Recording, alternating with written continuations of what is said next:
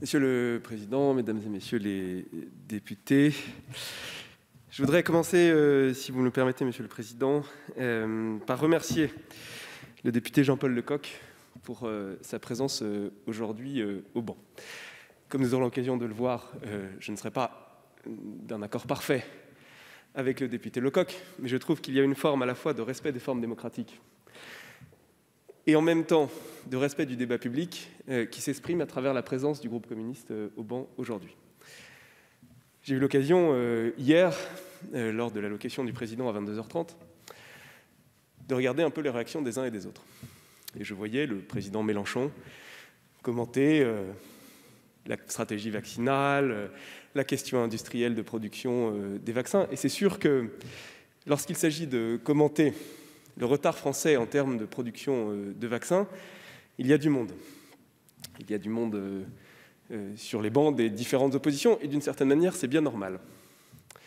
Lorsqu'il s'agit de venir participer à un débat sur les causes profondes qui font qu'aujourd'hui, la France est en retard sur la question des biotechnologies et sur la question de la production des vaccins, je ne vois pas le président Mélenchon. Je ne vois quasiment aucune des oppositions. Personne sur les bancs de LFI, personne sur les bancs du Parti socialiste, personne sur les bancs des Républicains. Seul le Parti communiste est là, évidemment, avec la majorité, que je remercie de porter le débat sur un sujet absolument essentiel. Je pense qu'il y a, je le dis, dans le passé du Parti communiste, une relation à la technique, qui dépasse d'ailleurs le seul cadre technique, qui explique ceci. Mais je pense qu'il faut qu'il y ait une forme de conséquence dans l'action des responsables politiques. C'est trop facile de venir commenter sur les plateaux lorsqu'il s'agit de s'intéresser à la question des vaccins et au retard français, pour, lorsqu'on travaille sérieusement sur le sujet et qu'on débat de sujets qui sont absolument essentiels, sur la question du progrès technique, sur la question de l'investissement dans la recherche, sur le retard européen en la matière, de faire place vide et d'avoir autre chose à faire. Je pense qu'il y a une forme de conséquence et que les uns et les autres gagneraient à avoir une forme de décence dans l'action politique. Pour en revenir au fond du sujet, je pense effectivement que le débat qui nous agite aujourd'hui est absolument essentiel, complexe, compte tenu de l'ensemble des déterminants, de la situation de tension sur un certain nombre de sujets, de tensions sociales, de tensions géopolitiques, mais qu'il est absolument déterminant. Et d'ailleurs, je veux remercier le groupe Agir pour avoir suscité ce débat qui me semble absolument déterminant pour l'avenir de notre pays, mais également de l'Europe. Je vais me permettre, si vous le permettez, d'élargir un petit peu le débat à la question de la recherche et de la compétition technologique que se livrent actuellement un certain nombre des grands ensembles mondiaux, qu'il s'agisse des États-Unis, de la Chine, de l'Europe, mais également des autres pays. Et c'est là que je diffère un peu du député Lecoq. Je pense que, qu'on l'aime ou qu'on ne l'aime pas, il y a une très forte concurrence technologique. Et vous êtes d'ailleurs élu du Havre, en tout cas de la circonscription du Havre, et vous en êtes vous-même témoin plus que d'autres, compte tenu de l'importance des échanges internationaux, de l'importance de la compétition internationale dans la question des échanges maritimes, de la compétition internationale, également de la compétition intra-européenne, puisque les premiers concurrents du Havre, c'est évidemment les ports du nord de l'Europe. Mais vous êtes également témoin, dans ce monde d'échanges internationaux, de l'importance de la question technologique et du progrès technologique, qui doit évidemment toujours se concevoir dans une acception où on respecte l'humain, où on respecte la transition, mais il y a une concurrence technologique entre les ports d'Anvers, de Rotterdam et le port du Havre, et le risque que courrait le port du Havre à ne pas innover, à ne pas être à la pointe de la technologie, c'est bien malheureusement de se retrouver déclassé dans la compétition internationale. J'étais il y a quelques jours, comme vous le savez, dans la belle ville du Havre pour parler de 5G, justement parce que nous estimons que c'est un élément absolument indispensable de la compétitivité des ports. Alors nous avons quelques débats sur le sujet, mais je pense que la responsabilité des décideurs politiques, ce n'est pas de voir le monde tel qu'ils aimeraient le voir. Nous aimerions bien évidemment qu'il y ait une forme de coopération internationale globale et que chacun puisse se concentrer sur une part de la recherche pour maximiser le profit global. Et d'ailleurs, le profit humain, évidemment, global. Et d'ailleurs, il serait, en matière de théorie économique, assez intéressant de savoir si ce modèle-là serait plus efficace qu'un modèle de concurrence. Peu importe, ce n'est pas le monde tel qu'il existe. Nous sommes en concurrence avec les États-Unis et la Chine. Et les choix que nous faisons aujourd'hui, les choix que nous avons faits hier, conditionnent nos emplois, notre souveraineté, nos modèles sociaux de demain. Et si l'on regarde le monde tel qu'il est et tel qu'il va, oui, il y a une compétition technologique, il y a une compétition dans la recherche, comme il n'y en a pas eu depuis plusieurs décennies.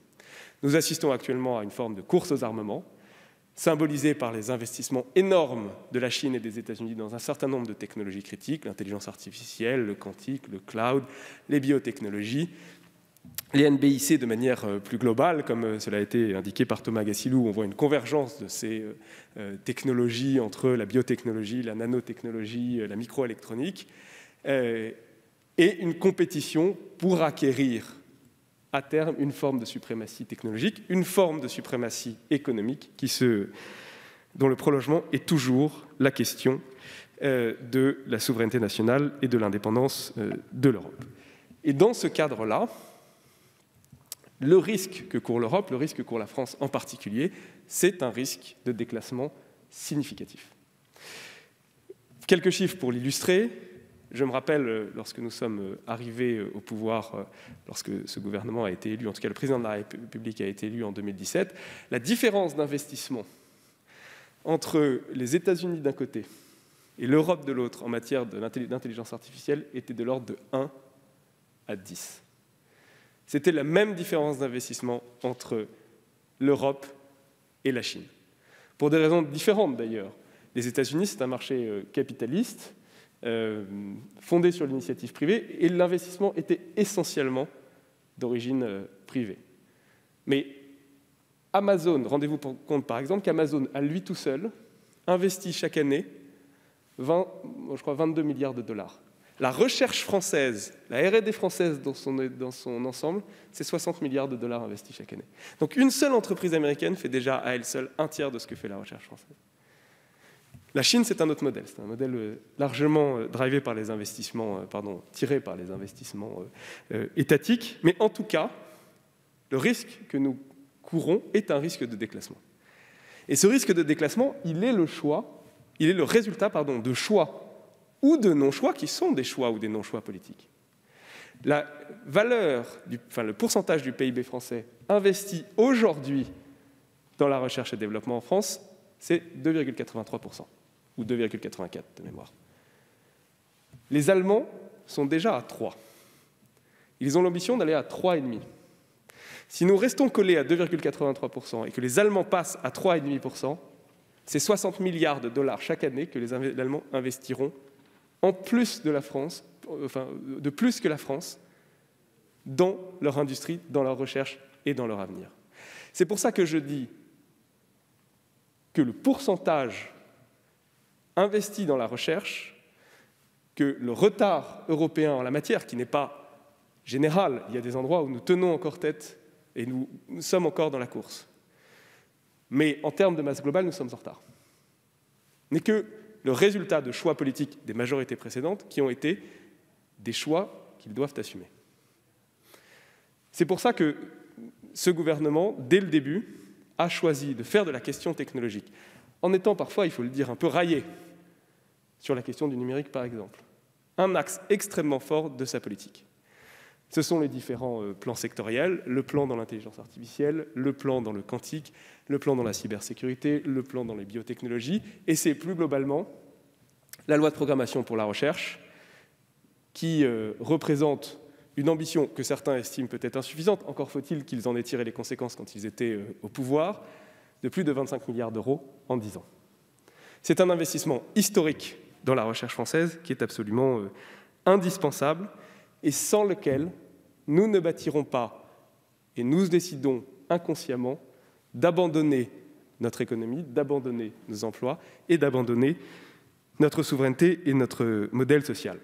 Le modèle social français ne vient que de certains choix économiques, mais de l'inventivité, de la créativité et de l'audace d'un certain nombre d'entrepreneurs, de chercheurs, d'entrepreneuses et de chercheuses françaises et européens, à la fin du XIXe, qui, dans le rail, dans la chimie, dans l'aéronautique, au lendemain de la Seconde Guerre mondiale, ont choisi, dans le nucléaire, On pourrait revenir d'ailleurs sur le nucléaire, Monsieur Lecoq. Je ne suis pas certain que si on avait fait un référendum sur le nucléaire au lendemain de la Deuxième Guerre mondiale, il y aurait eu un enthousiasme exceptionnel de la population française à l'idée d'investir dans l'atome. Autant d'argent d'ailleurs.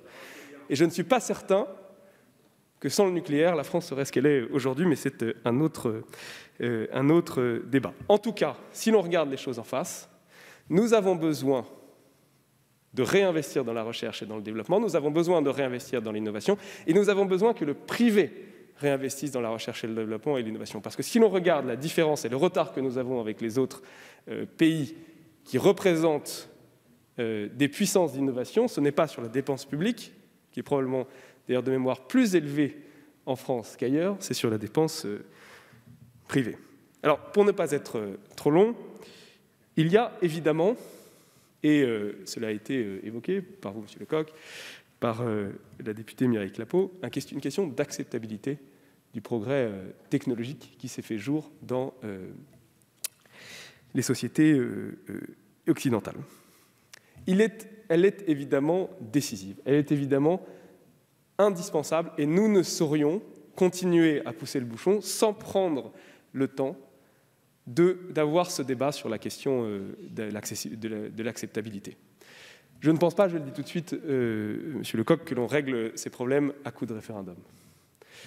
J'ai dit mon avis sur ce qui se serait passé si nous l'avions fait sur la question du nucléaire. Je pense que ça nécessite des débats précis, des débats longs, des débats contradictoires sur des questions qui sont de véritables choix. En la matière, la prochaine élection présidentielle sera l'occasion pour chacun, et probablement le meilleur cénacle démocratique, pour faire le choix de sa relation au progrès technologique et au progrès tout court.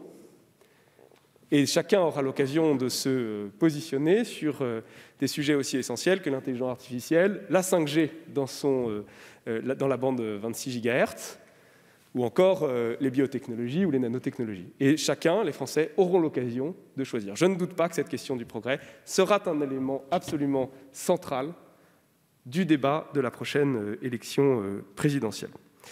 En tout cas, il me semble indispensable que la France retrouve ce discours de progrès, et je suis d'accord, là, avec la plupart des intervenants, sur le fait qu'il y a une voie européenne et française qui allait à la fois une ambition d'innovation extrêmement forte, une ambition pour la recherche extrêmement forte et une prise en compte de l'humain qui doit nous permettre de trouver une voie française dans la question de l'innovation. Encore faut-il pour cela que nous soyons capables d'avoir un débat apaisé et que nous ne dévoyions pas certains principes tels que le principe de précaution. Je regardais il y a quelques semaines une interview du professeur Étienne Klein qui revenait sur cette question du principe de précaution. Le principe de précaution est essentiellement un principe de recherche, ce n'est pas un principe de blocage. Faire de ce principe de précaution, le dévoyer en faisant un principe de blocage, de refus du progrès, de peur en quelque sorte, c'est le dévoyer complètement par rapport à sa philosophie initiale. Et si nous ne sommes pas capables de passer par-dessus cette prévention, de faire en sorte de voir lucidement ce que nous avons à gagner, ce que nous avons à perdre, alors la fin de l'histoire, c'est ce qui est en train de se passer avec les vaccins. Les difficultés de la biotechnologie française, les difficultés de la recherche biotechnologique française sont la conséquence en partie d'un dévoiement du principe de précaution. Nous avons surpondéré les risques dans les processus d'innovation technologique et d'innovation en biotechnologie. Tous les chercheurs en biotechnologie vous le diront. Pourquoi Emmanuel Charpentier est parti en Allemagne? Pourquoi le dernier prix Nobel français en génétique est parti en Allemagne? Je pense qu'il faut se poser les questions qui aboutissent aujourd'hui à une forme de déclassement technologique dans certains secteurs. Si nous ne prenons la question de l'innovation en santé que par la question du risque, alors à la fin, ce sont les autres qui produiront les vaccins. La recherche technologique, c'est un équilibre lucide entre la question du risque et la question du gain à la fin. Et je pense, d'ailleurs je fais référence au discours hier du président, je pense que c'est ce qu'il a voulu dire lorsqu'il a dit, il est revenu sur cette question du risque. Il y a un rapport au risque, un rapport à l'échec aussi, que nous devons retrouver. Nous avons construit notre prospérité technologique, notre prospérité sociale, sur des gens qui prenaient des risques. Il fallait oser monter dans un avion quand vous veniez de l'inventer. C'est la même chose sur la question des vaccins. Si nous refusons le risque, alors nous devons en assumer les conséquences. Je ne vais pas être beaucoup plus long sur un sujet qui, comme vous le voyez, me passionne, mais je veux encore une fois rappeler l'importance de ce débat, remercier la majorité et le groupe communiste pour leur présence ce matin au banc. Je ne doute pas que nous aurons l'occasion de poursuivre ces débats, notamment dans les questions, mais pas que, et je vous remercie.